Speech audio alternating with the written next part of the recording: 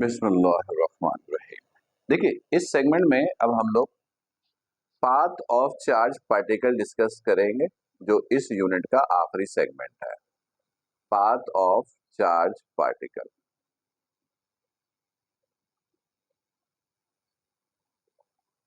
ठीक है। हाँ, तो पहला सवाल कि पार्ट चार्ज कितनी टाइप की हैं? दो ही, पॉजिटिव और तो तीसरा कोई है ही नहीं। चार्ज दो टाइप की हैं, पॉजिटिव और नेगेटिव। ठीक है। तो पहली बात याद रखोगे कि इलेक्ट्रिक फील्ड हो या मैग्नेटिक फील्ड हो, जब चार्ज पार्टिकल एंटर होती हैं इलेक्ट्रिक फील्ड में या मैग्नेटिक फील्ड में, तो वो हमेशा सर्कल में मूव करती हैं, स्फेरिकल पाथ में मूव करती हैं, कर्व पाथ में मूव करती हैं। यानी चार्ज पार्टिकल वो कोई भी हो, पॉजिटिव नेगेटिव कोई भी हो, moves in circular path. Circular को आप स्फेरिकल भी बोल सकते हो, इन सर्कुलर पाथ। ठीक है। और अगर न्यूट्रल पार्टिकल है, जैसे न्यूट्रॉन, कोई न्यूट्रल पार्टिकल है, तो मैग्नेटिक फील्ड की वजह से उस पर कोई इफेक्ट नहीं आता, वो हमेशा स्ट्रेट मूव करता है।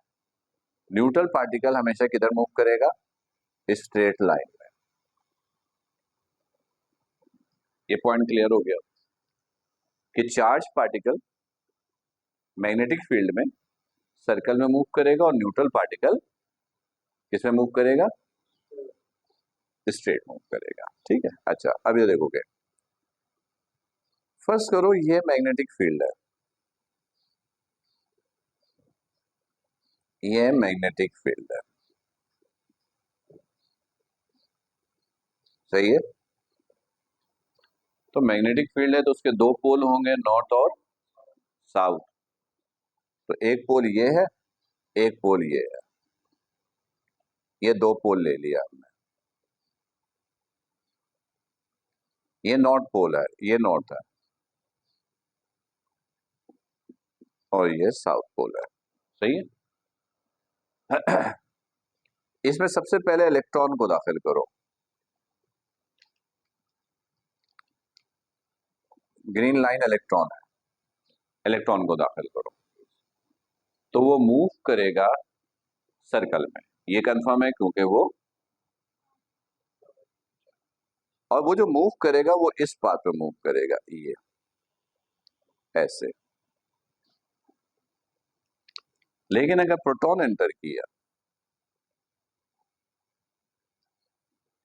तो वो मूव करेगा ऐसे।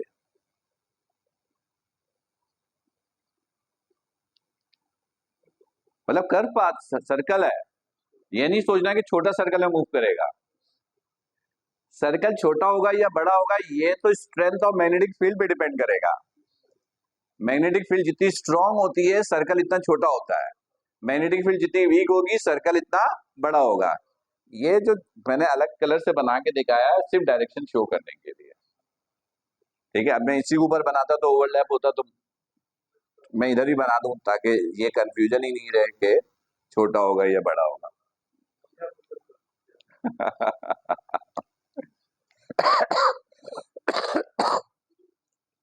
अच्छा, अब जरा सोच के बताओ कि इसमें फिर क्या होगा। इसमें इलेक्ट्रॉन ग्रीन ही लेते हैं,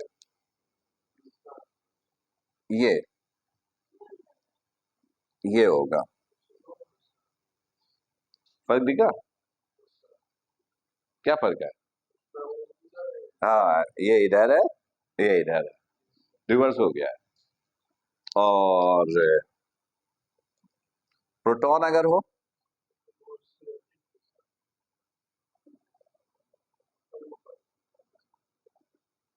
समझ में आ गया? इन शॉर्ट के चार्ज पार्टिकल मैग्नेटिक फील्ड में दाखिल होगा तो वो किस में मूव करेगा? सर्कल में। ठीक है, सर्कल में। अब सर्कल में जब कोई चार्ज पार्टिकल मूव करता है तो उस पर सेंटीपिटल फोर्स एक्ट होती है। ठीक होती है। सेंटीपिटल फोर्स दो टाइप का होता है, यानी फोर्सेस दो टाइप की होती है, सेंटीपिटल, सेंट्रीफ्यूगल। तो जो सेंटीपिटल फोर्स एक्ट होगी पार्टिकल पे, वो मालूम करने का फॉर्मूला क्या है? In a magnetic field, in a magnetic field, in a magnetic field,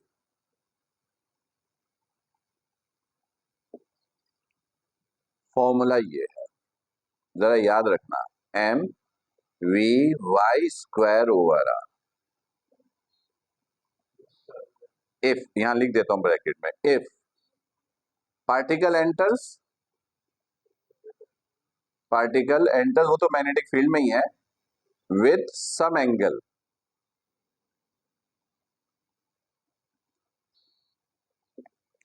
यानी अगर किसी एंगल से दाखिल हुआ।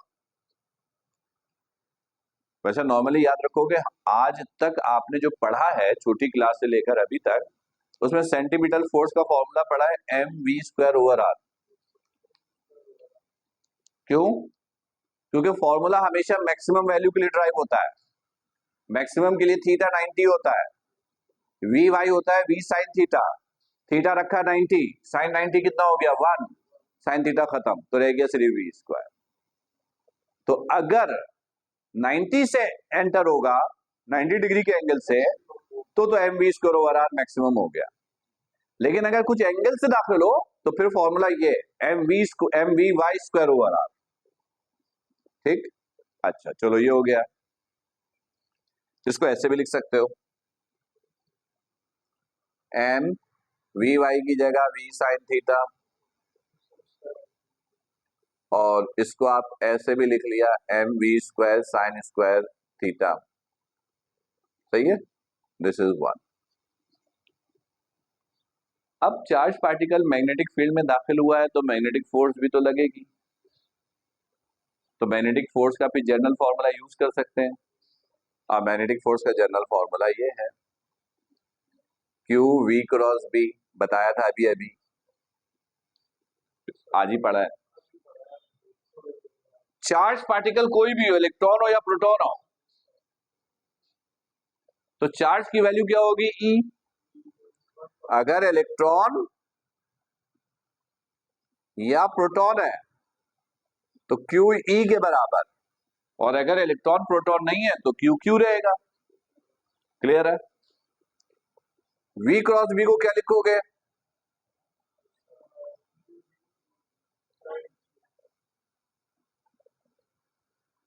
दोनों को कंपेयर किया, M V square sine square theta over R is equal to Q V B sine theta. Clear? एक साइन थीटा से एक साइन थीटा, एक वी से एक वी, तो ये हो गया M V sine theta over Q B multiply इधर आके डिवाइड, आर डिवाइड इधर आके मल्टीप्लाई, ये रेडियस का फॉर्मूला आ गया। यानी जब चार्ज पार्टिकल मैग्नेटिक फील्ड में एंटर होता है तो उसके रेडियस का फॉर्मूला ये है, और ये फॉर्मूला तब इस्तेमाल कीजिएगा जब किसी एंगल से दाखिल हो। अगर एंगल नहीं है, अगर एंगल नहीं है तो बाय डिफॉल्ट एंगल 90 डिग्री है, मैक्सिमम है, तो फॉर्मूला यहीं से आप बना लीजिएगा। फिर फॉर्मूला ये है, बस साइन थीटा गायब हो गया, थीटा की जगह 90, ये मैक्सिमम। नहीं नहीं, हाँ वी वाई यहाँ 90 आ जाएगा ना मैक्सिमम के लिए। साइन 90 कितना हो गया? 1 का स्क्वायर, खत्म हो गया।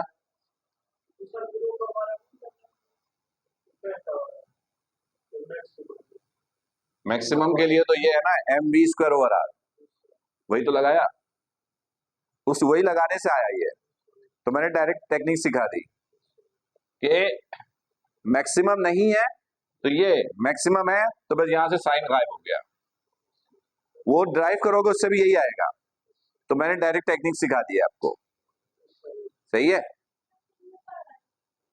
ये मैक्सिमम के लिए नहीं है। क्या लिखा है? If particle enter with some angle, कुछ एंगल से दाखिल होगा तब है ये, और 90 डिग्री से दाखिल होगा तो वो मैक्सिमम है, और 90 से दाखिल होता है तो फिर थीटा ये होता है। यानी थीटा अगर 90 डिग्री है तो एफ का फॉर्मूला ये है, M B square over R. सही है। अगर थीटा 90 डिग्री है तो सेंटीमीटर फोर्स का फॉर्मूला ये है, और थीटा 90 डिग्री नहीं है तो सेंटीमीटर फोर्स का फॉर्मूला ये। क्लियर? ये भी है, ये रेडियस का है, ये भी है। यानी न्यूमेरिकल टाइप, थ्योरेटिकल टाइप में तो ये सब कुछ पूछ सकता है कि एक चार्ज पार्टिकल है, मैग्नेटिक फील्ड में एंटर हुआ तो रेडियस का फॉर्मूला क्या होगा। तो आप देखिएगा, अगर परपेंडिकुलर दाखिल हो रहा है तो फॉर्मूला ये है, परपेंडिकुलर दाखिल नहीं हो रहा है तो फॉर्मूला ये है। इसी तरह न्यूमेरिकल टाइप के एमसीक्यू भी पूछे जा सकते हैं, लेकिन वैल्यूज ऐसी देंगे कि आप आराम से मल्टीप्लाई डिवाइड कर सके। सही है।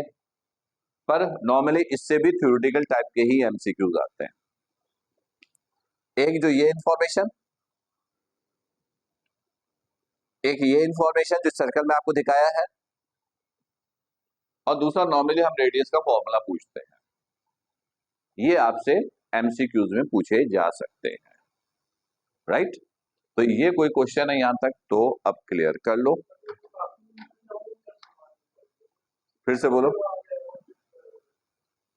180 से कभी दाखिल नहीं होता, 0 और 90 मैक्सिमम, कम से कम 0, ज्यादा से ज्यादा 90, 90 से ऊपर नहीं होता है। 0 यही है ना, हाँ। 90 के अलावा कोई और एंगल है, यानी परपेंडिकुलर के अलावा कोई, बस ये यूज करो। 180 भी है तब भी ये यूज करो, पर ये एग्जिस्ट ही नहीं करता। एग्जिस्ट करेगा 0 से 90, पर 0 भी नहीं होता कभी। पूछो क्यों? 0 पे मिनिमम फोर्स होती है। जब 0 रख दोगे तो साइन 0 तो 0 हो गया, 0 मल्टीप्लाई बाई सब हो गया, तो क्या हो गया? फोर्स ही नहीं लग रही है, तो वो एग्जिस्ट ही नहीं कर रहा, मोशन ही नहीं है। और आपने पढ़ा है ना, मूव करने के लिए तो फोर्स चाहिए, फोर्स चाहिए तो थीटा कुछ ना कुछ चाहिए। ठीक, क्लियर है? और कोई सवाल देख लो, कोई सवाल करना है तो कर लो। ये कंफ्यूज करने के लिए आपसे पूछा जा सकता है, यानी कि हम आपसे ये पूछ सकते हैं कि एक चार्ज पार्टिकल है, enters in a magnetic field, then its centripetal force can be determined by, तो फिर सेंटीपिटल फोर्स का फॉर्मूला ये बताओगे, F इज इक्वल टू, ढूंढोगे ये है या ये है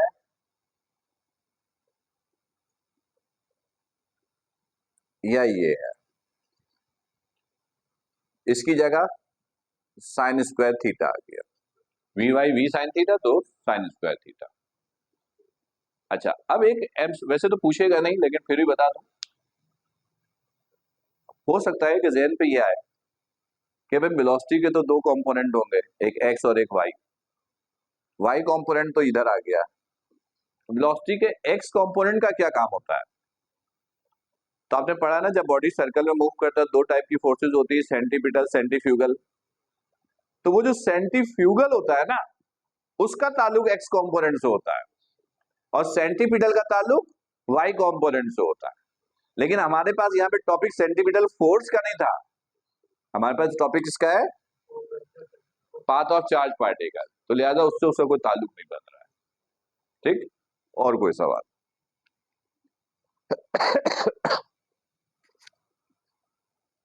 सही है, ओके, ठीक है।